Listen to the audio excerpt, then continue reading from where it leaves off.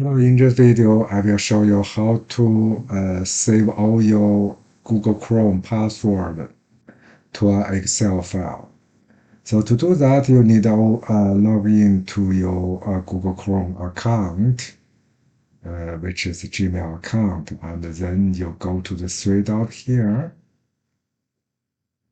Now let's go to the password and autofills. Then we select Google Password Manager. From here, you need to go to the setting here. For the setting, you can find the export password option and you download the file.